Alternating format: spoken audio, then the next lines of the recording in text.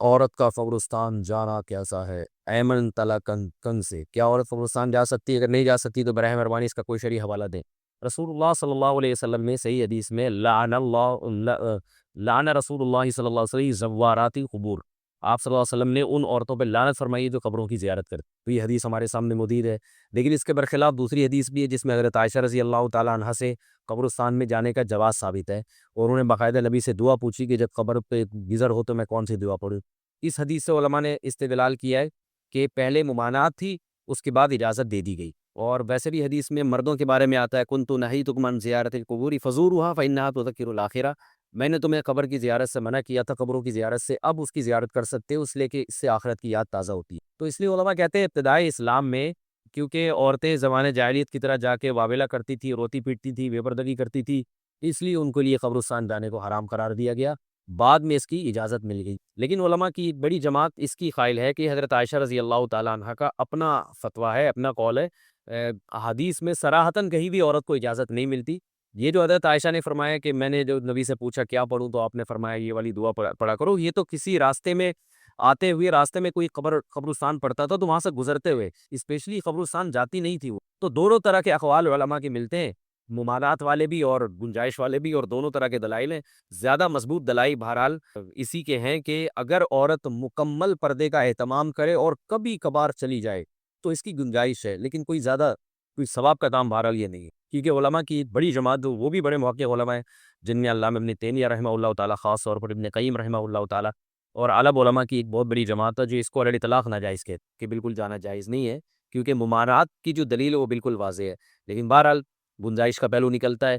تو ترغیب اس لیے نہیں دی جا سکتی کہ قبرستان ایک ایسی جگہ رہ گئی ہے جو ذرا جہاں خواتین نہیں ہیں اور انسان جا کے وہاں کچھ آخرت کی یاد تازہ ہوتی ہے۔ اگر علی اطلاق خواتین کو اجازت دے دی جائے قبرستان جانے کی، وہ ہمارے بازاروں کا حشر ہے، وہی قبرستانوں کا بھی ہو جائے گا، کیونکہ آج کل خواتین کو کنٹرول کرنا بڑا مشکل کام ہے۔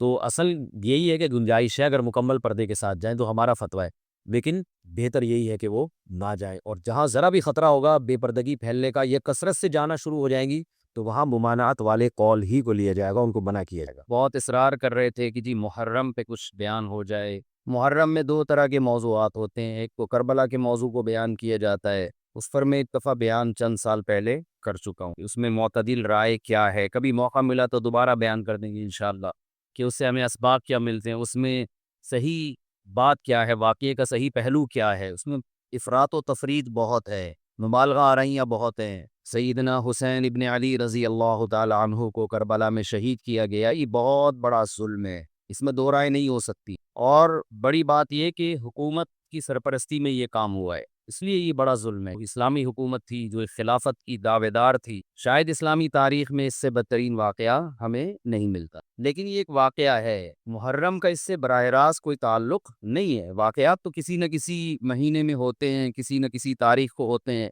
تو ان واقعات سے عبرت حاصل کرنی چاہیے، نہ کہ ان تاریخوں کو پکڑ کے ہم بیٹھ جائیں، چونکہ اس تاریخ کو یہ ہوا تھا تو ہم نے یہ کرنا ہے، اس ڈیٹ کو یہ ہوا تھا تو ہم نے یہ کرنا ہے۔ ہمیں کسی قیمت بھی اسلام کا دامن ہاتھ سے نہیں چھوڑنا۔ حضرت حسین رضی اللہ تعالی عنہ جو کربلا میں نکلے تو محرم ہونے کی وجہ سے تھوڑی نکلے تھے، تو سیاسی حالات کو درست کرنے کی نیت سے نکلے، وہ محرم ہوتا تو بھی جاتے، سفر ہوتا تو بھی جاتے، ربیع الاول ہوتا تو بھی جاتے، رمضان ہوتا تو بھی جاتے، اس کا محرم سے کیا تعلق ہے؟ جس چیز کو آپ نے حق پہ سمجھا اس کے لیے آپ نے خروج کیا، اس کے لیے اپنی گردن کٹا دی، غیرت کی شہادت کو ذلت کی زندگی پر ترجیح دی، پورا خاندان کٹوا دیا مگر غیرت پر سودا نہیں کیا۔ تو اگر یہ سفر میں آپ کو موقع ملتا تو آپ سفر میں نکلتے، ربیع الاول میں موقع ملتا تو ربیع الاول میں نکلتے، رمضان میں ملتا تو رمضان میں نکلتے۔ ہمیں کیا کرنا ہے؟ چاہے محرم ہو، چاہے سفر ہو، چاہے ربیع الاول ہو، چاہے ربیع الثانی ہو، جمادی الاولیٰ، جمادی الثانیہ، رجب، شعبان، رمضان، ہمیں حکم یہ ہے کہ شریعت نے ہمیں جو حکم دیا ہم اس سے تجاوز نہ کریں۔ تو بین بھائی فرقے بنتے چلے جائیں گے، محرم میں جو کچھ ہو رہا ہے یہ لوگ کریں گے، نبی نے فرمایا 73 فرقوں میں امت تقسیم، میں نے اور آپ نے وہ کام کرنا ہے جو قرآن میں ہے، حدیث میں ہے، اور اس پر کس کا عمل ہے؟ صحابہ کا۔ اور یہ جو چاروں ائمہ ہے نا، انہوں نے انہی کو فالو کیا ہے، صحابہ کو، اس لیے امت کہتی ہے چاروں ائمہ کے جس مسئلے پر اتفاق ہو اس سے شذوذ اور خروج اختیار کرنا جائز نہیں ہے، کیونکہ یہ اس کی ظاہری ایک علامت ہے کہ حق اس میں منحصر ہے. اتنے بڑے بڑے ائمہ کیسے غلطی ایک سے ہوتی ہے، دو سے ہوتی ہے، چاروں متفق کیسے ہو گئے؟ اور اگر آپ نہیں مانتے، اتنی بات تو مانتے ہو نا، نبی اور صحابہ یہ تو منصوص ہے نا.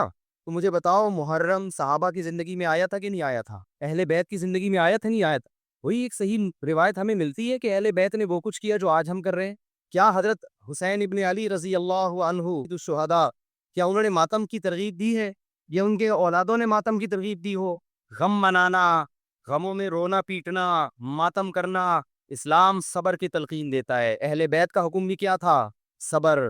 واویلا کرنا، رونا پیٹنا، چیخنا چلانا، یہ اسلام کا حکم نہیں ہے. بعض لوگ استدلال کرتے ہیں کہ فلاں موقع پہ نبی صلی اللہ علیہ وسلم روئے، فلاں موقع پہ فلاں صحابی روئے، غم کے موقع پہ روئے ہیں، غم کا موقع گزرنے کے بعد اس تاریخ آنے پر روئے، ایسا ہمیں تذکرہ بولو نہیں مل. غم کے موقع پہ رونا تو انسان کی نیچر ہے، فطرت ہے، اس میں بھی چیخنے کی اجازت نہیں ہے، ماتم کی اجازت نہیں ہے. این جب صدمہ پہنچے اس وقت آپ کو ماتم کی اجازت نہیں، نبی نے لعنت فرمائی ہے.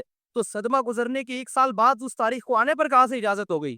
میں تشدد کا قائل نہیں ہوں، میرا مقصد یہ نہیں ہے کہ آپ جو لوگ یہ کر رہے ہیں ان کو جا کے چھیڑے، تنگ کرے.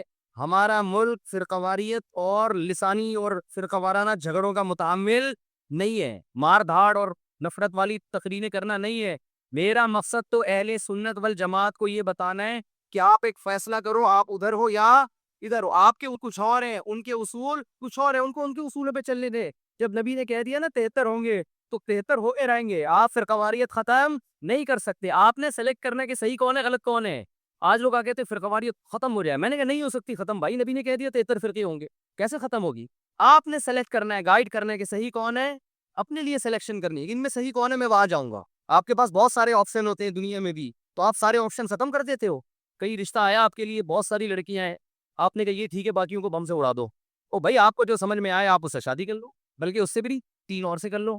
اور لڑکی کے پاس ایک آپشن ہے، تو بھائی جو سمجھ میں آ رہا ہے اس سے کر لو، باقی وہ دوسرا جو مرضی آپ کے بلا سے آپ نے اس کو مار دو، کیونکہ وہ غلط آدمی کا رشتہ میرے پاس آیا ہے، بندہ ٹھیک نہیں ہے، ابا اس کو مروا دو.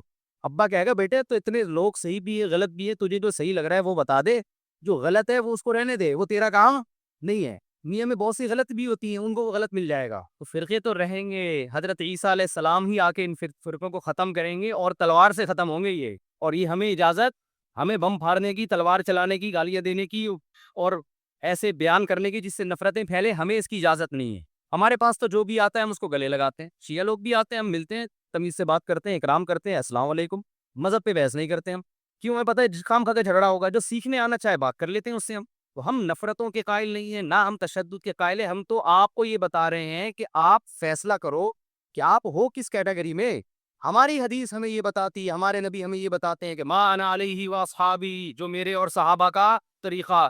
ہمارے نبی پہ محرم بھی آیا، صحابہ پہ محرم بھی آیا، جو انہوں نے کیا ہم بھی وہی کریں گے. ہمارے نبی کی زندگی میں ربیع الاول آیا، صحابہ کی زندگی میں خلفائے راشدین کی زندگی میں آیا، جو انہوں نے کیا ہم بولو نا وہ کریں گے. انہوں نے کیا کیا؟ صبر کیا ہے. غم کے موقع پہ کیا کیا ہے؟ صبر کیا. تو ہم بھی کیا کریں گے؟ صبر. یا ہمیں اجازت دی ہے قاتل سے قصاص لیں. حضرت حسین کے قاتل اگر آج ہمیں مل جائیں، ہم انشاءاللہ ان کو زندہ نہیں چھوڑیں گے. جب نہیں ہے ہمارے پاس، ہمارے دور میں نہیں ہے، تو اللہ سے ہم دعا کرتے ہیں اللہ ان سے انتقام لے قیامت کے دن. حضرت حسین کے خون کا بدلہ لے اللہ ان سے، اور لے گا، اللہ کیوں چھوڑے گا. لیکن اگر ہم نے اس حدود سے تجاوز کر کے ہم نے وہ کچھ کیا جو اللہ اس کے رسول کی منشا کے خلاف ہے، تو میرے بھائی جہاں قاتلوں سے سزا لی جائے گی، اللہ ہمیں بھی نہیں چھوڑے گا. کہ یہ کون سی اہل بیت کی تعلیمات تھی جس پر تم عمل کر رہے ہو؟ سفید لباس اسلام میں پسندیدہ ہے، ٹھیک ہے، نبی نے ہر رنگ کا لباس پہنا ہے، پسند کس کو کیا؟ سفید. وہ محرم میں بھی پسندیدہ، وہ سفر میں بھی، وہ ربیع الاول. جیسے ہی رشتہ میسر ہو، اسلام حکم دیتا ہے نکاح میں تاخیر نہ کرو، چاہے محرم ہو. محرم ہے تو سفر تک ڈیلے نہ کریں، سفر میں رشتہ ملا تو ربیع الاول تک ڈیلے نہ کریں.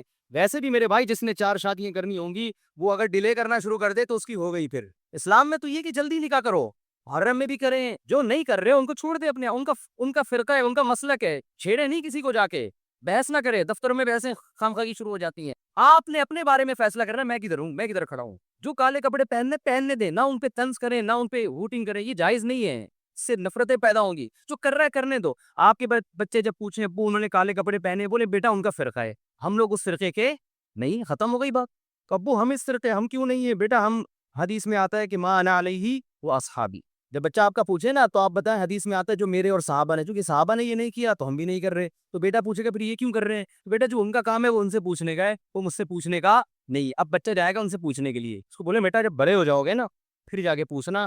ابھی پوچھا تو رپلائی بھی ہوگا، اس سے کیا پیدا ہوگا؟ فتنہ. تو بچے میں کھوپڑی ہوگی تو وہ اتنی بات اس کی کھوپڑی میں انشاءاللہ آ جائے گی، 2 اور 2 4 کی طرح. پھر بچہ کہے گا ہمیں کیا کرنا چاہیے؟ اس کو بتا دو بیٹا قرآن میں صاف طور پہ لکھا ہوا ہے کہ ہم نے بنی اسرائیل سے عہد لیا تھا کہ ان احکام کو فالو کرنا ہے. بنی اسرائیل نے ان احکام کو چھوڑ کر فرقے بنا دیے. بیٹا قرآن میں سورہ بقرہ میں اللہ کہہ رہا ہے ان احکام کو فالو کرو، وَاعْبُدُوا اللَّهَ، اللہ کی عبادت کرو. سمجھتے ہو بیٹا ہم نے کیا کرنا ہے؟ اللہ کی عبادت. ابو عبادت کیسے کرنی ہے؟ بیٹا 5 نمازیں پابندی سے پڑھنی ہے، ٹھیک ہے نا. زندگی میں ایک دفعہ حج کرنا ہے بیٹا، سال میں ایک دفعہ زکوٰۃ دینی ہے، اس کے حکام علماء سے پوچھ لو. یہ کرنا ہے ہم نے، محرم میں بھی کرنا ہے، سفر میں بھی کرنا ہے، ربیع الاول میں بھی کرنا ہے اور ربیع الثانی میں بھی کرنا ہے. جس کا جو حکم آتا جائے، رمضان میں روزے رکھنے، حج کے ایام میں حج کرنا ہے، وہ اللہ نے ڈیٹیں ہمیں بتا دی. ابا محرم میں کیا کرنا ہے؟ بیٹا محرم میں 9 10 یا 10 11 کا روزہ رکھنا ہے. اور زیادہ روزے رکھ سکتے ہو تو سبحان اللہ، حدیث میں آتا ہے سب سے زیادہ رمضان کے بعد روزوں کا ثواب کس مہینے میں ملتا ہے؟ محرم میں ملتا ہے. بیٹا ہم نے یہ کرنا ہے. سمجھ میں آ رہی ہے بات کی نہیں آ رہی؟ اور کیا کرنا ہے؟ اور اس سے بولو قرآن میں اللہ کہتا ہے ولا تشرکوا بہ شیئا، اللہ کی عبادت کرنی ہے، اس کے ساتھ کسی کو شریک نہیں. پکارنا نہیں ہے صرف یا اللہ مدد، نہ یا علی مدد، نہ یا غوث اعظم مدد، نہ یا رسول اللہ مدد. یہ سارے نعرے بیٹا ہم لوگوں کے بولو. اچھا ابو فلاں نے فلاں کتاب میں لکھا ہے کہ یا رسول اللہ مدد تو دائرے اسلام سے خارج ہے. بیٹا کون دائرے میں داخل ہے کون خارج ہے یہ تیرا ہیڈک. کیونکہ بچے نے اس کو لے کے پھر وہ فتوے دینا بیٹا اس کو چھوڑ دے اپنے حال پہ. میں جو تو نے کرنے کے کام ہے وہ میں تجھے بتا رہا ہوں. وہی ہے نا ایک آدمی رات کو تہجد میں دعا مانگ رہا تھا، اے اللہ سارے لوگ سو رہے ہیں میں اکیلا جاگا ہوا ہوں، اس عمل کی لاج رکھ لے. سارے لوگ خراٹے لے رہے ہیں میں اکیلا. لوگوں نے کہا تو اپنی باتیں بتا، ہماری برائیاں کیوں کر رہا ہے اللہ کے سامنے؟ ایک آدمی نے کمبل نکال کے بولا تو اپنا بتا نا، ہماری برائی ہو ہمیں کیوں ساتھ میں گھسیٹ رہا ہے یہ لوگ سو رہے ہیں. تو بیٹا یہ آپ کے کرنے کا کام ہے، باقی آپ کسی بھی فتوے کون یا رسول اللہ کہہ رہے ہیں کون کس کا کیا مطلب ہے چھوڑو اس بحث کو. اس میں پھر بڑی طویل بحثیں ہیں کہ ایسے دلدل میں پھنسو گے نکلنے کے قابل نہیں رہو. اچھا ابو اور کیا کرنا ہے میں نے؟ تو ان کو بتاؤ وَاعْبُدُوا اللَّهَ وَلَا تُشْرِكُوا بِهِ شَيْئًا وَبِالْوَالِدَيْنِ إِحْسَانًا. بیٹا ماں باپ کے ساتھ کیا کرنا ہے؟ احسان. کیسے احسان کرنا ہے؟ اللہ کہتے ہیں لا تقل لهما اف، ماں باپ کے سامنے اف بھی نہیں کہنا. ان کے قدموں میں جنت تلاش کرنی ہے. محبت سے ان کی پیشانی پر دیکھنے سے حج عمرے کا ثواب ملے گا. سب سے بڑا حق اللہ رسول کے بعد کس کا ہے؟ والدین کا. ابا اور کیا کرنا ہے میں نے؟ وَبِالْوَالِدَيْنِ إِحْسَانًا وَبِذِي الْقُرْبَىٰ. بیٹا جو رشتہ جتنا قریب ہے اس سے بنا کے رکھنی. ماں باپ کے بعد سب سے قریبی رشتہ بھائی بہنوں کا ہے، ان سے توڑنے نہیں دیکھنا. چاہے محرم ہو چاہے سفر میں ہو، کوئی روٹھا ہوا ہے تو اس کو جا کے کیا کر لو؟ راضی کر لو. ان پہ خرچ کرو، ہدیے دو، ان کو نذرانے دو تاکہ یہ جڑیں. جو رشتہ داری توڑتا ہے وہ محرم میں جو مرضی کر لے، حدیث میں آتا ہے وہ جنت میں نہیں جائے گا، چاہے وہ ربیع الاول میں جو مرضی کر لے. ابا اور کیا کرنا ہے؟ بیٹا رشتہ داری میں سب سے پہلا کام یہ ہے، قرآن کہتا ہے عورت کی میراث نہیں کھانا. میں مر جاؤں اپنی بہن کی وراثت اس سے پوچھے بغیر فوراً ہینڈ اوور کر دینا.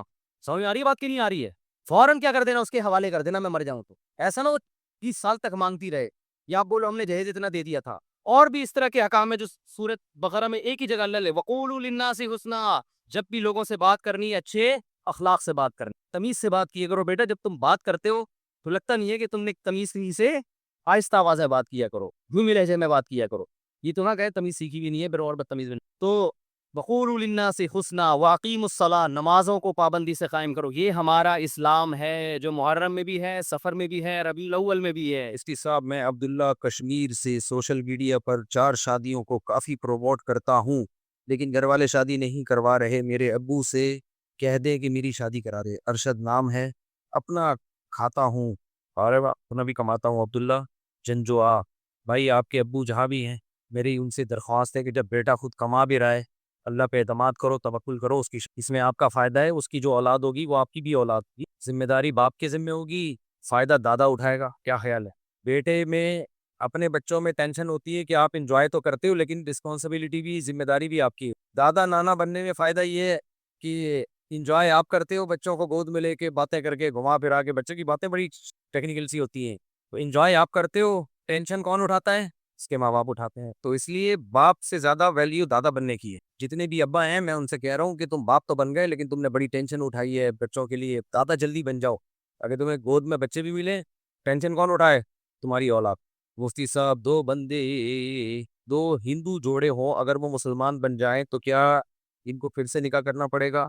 رجب نواب شاہ سے نہیں جی، غیر مسلم جو آپس میں نکاح کرتے ہیں اسلام ان کے اس نکاح کو ویلڈ مانتا ہے، جس طریقے سے بھی وہ نکاح کریں، تو جب وہ مسلمان ہوتے ہیں تو اسلام ان کے پرانے نکاح کو باقی رکھتا ہے۔ بعض دفعہ یہ ہوتا ہے دونوں نکاح مسلمان نہیں ہوتے، ایک مسلمان ہو جاتا ہے تو بھی وہ نکاح ختم نہیں ہوتا، بلکہ جو مسلمان ہوا ہے اس کو شریعت کہتی ہے کہ اسلامی کورٹ میں کیس کرو اور کہو کہ بھئی میں تو جیسے شوہر مسلمان ہو گیا تو بیوی مسلمان ہو گئی، ایک مثال دے رہا ہوں، تو شوہر کورٹ میں کیس کرے گا، بیوی کے کورٹ میں کیس کرے گی کہ میں مسلمان ہو گئی ہوں، میرا شوہر مسلمان نہیں ہے۔ اب دونوں تو نہیں یا بیوی کے ایسے زندگی گزار سکتے، تو نکاح بھی ختم نہیں ہوا۔ کورٹ کیا کرے گی، اس کے شوہر کو بلائے گی اور اسے پیشکش کرے گی کہ یا تو تم اسلام قبول کر لو، اگر وہ قبول کر لیتا ہے تو ٹھیک ہے، بس پرانا نکاح کیا ہے وہ جو انہوں نے غیر مسلم طریقے سے کیا تھا وہ ویلڈ ہے، اور اگر وہ اسلام کا انکار کر دیتا ہے تو کورٹ پھر نکاح کو فسخ کرے گی، تنسیخ کرے گی، ایسے اب تم اسلام قبول نہیں کر رہے تو مسلم لڑکی غیر مسلم کے ساتھ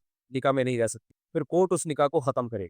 اور اگر یہ کسی ایسے ملک میں جہاں اسلامی کورٹ ہی نہیں ہے تو پھر اگر عورت مسلمان ہو گئی ہے تو پھر وہ شوہر پہ خود اسلام پیش کرے، وہ مان لے تو ٹھیک ہے، چلتے رہے ایسے، اگر وہ نہیں مانتا تو 3 مینسز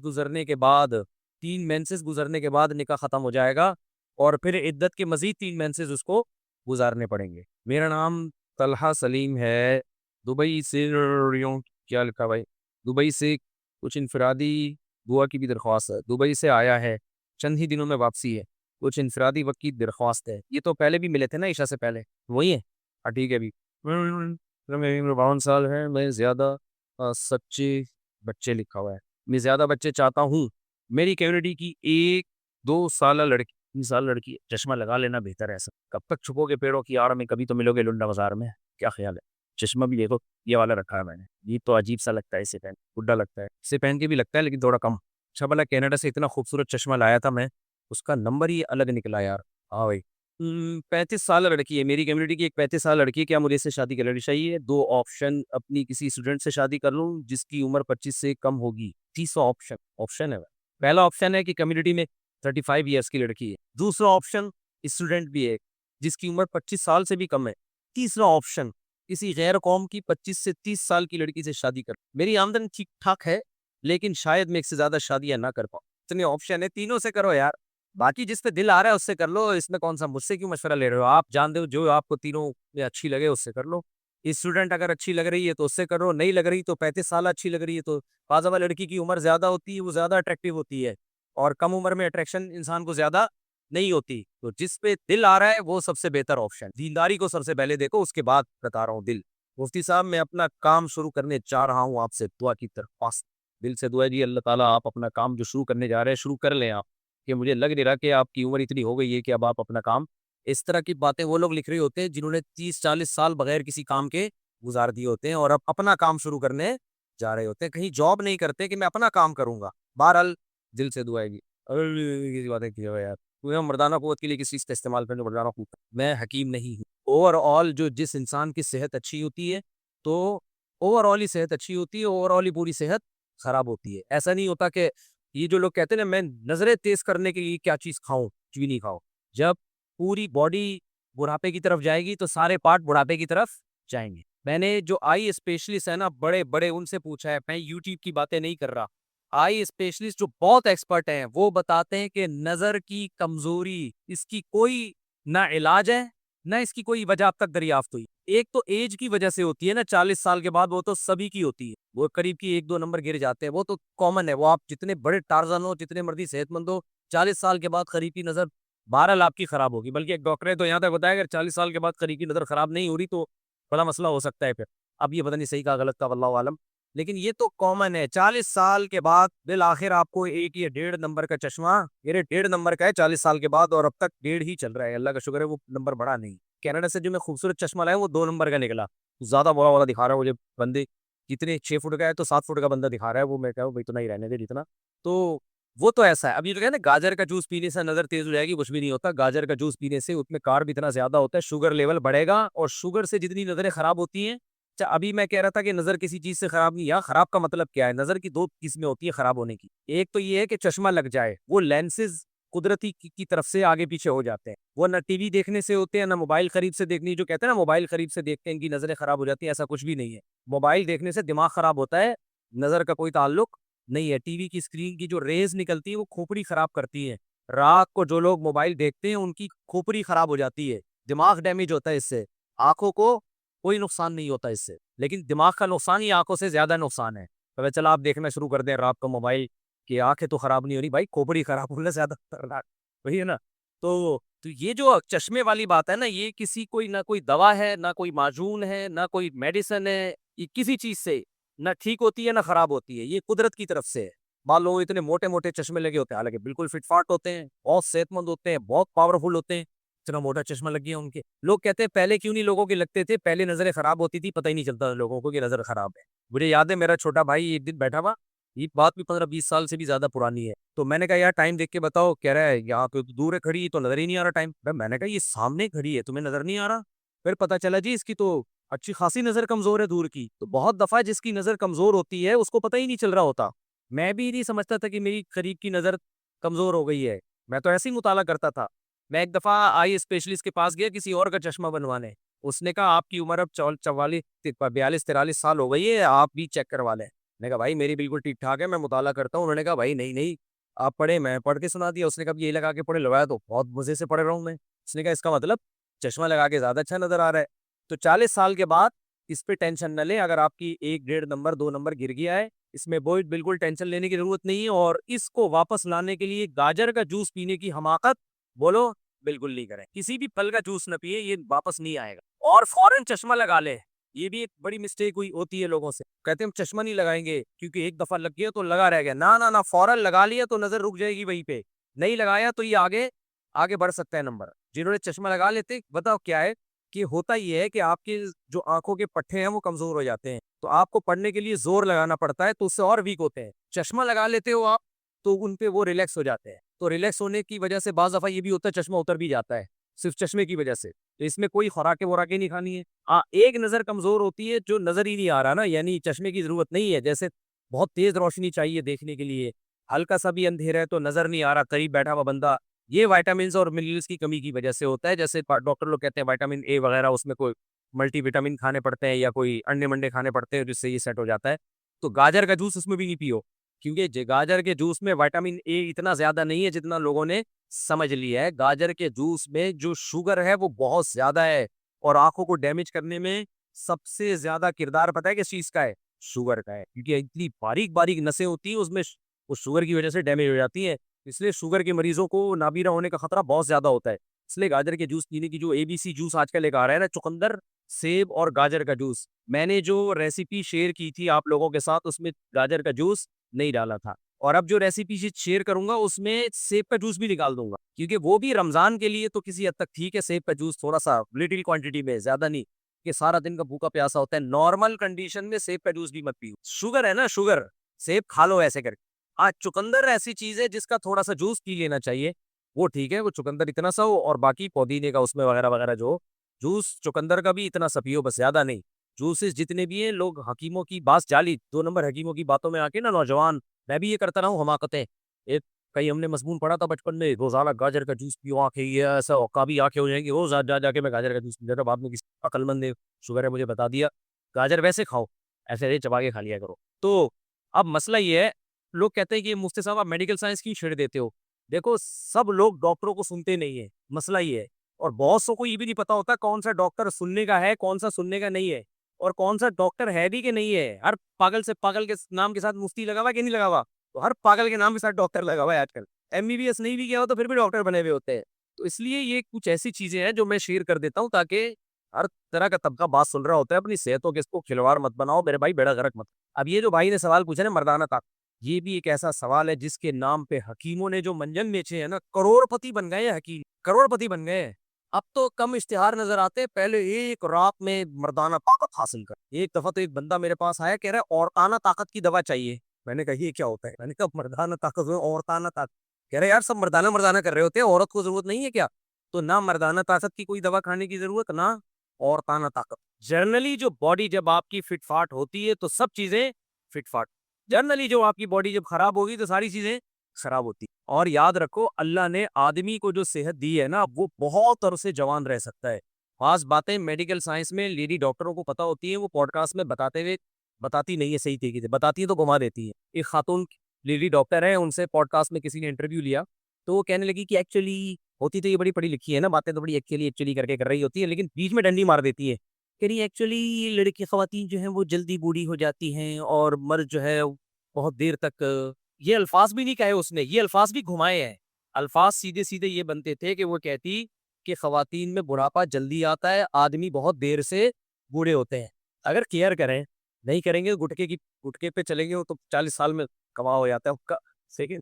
تو الفاظ یہ تھے، لیکن یہ بھی بڑے گھما کے اس نے کہا، میں کہہ رہا تھا دیکھو کتنی ہوشیار ہے، میڈیا کو خوش کرنا چاہتی ہے، سیدھی سیدھی بات نہیں کر رہی۔ تو اس نے کہا یعنی بڑے گھما کے، مجھے پورے الفاظ یاد نہیں، کہ ایکچولی مرد بہت دیر تک جوان رہتے ہیں۔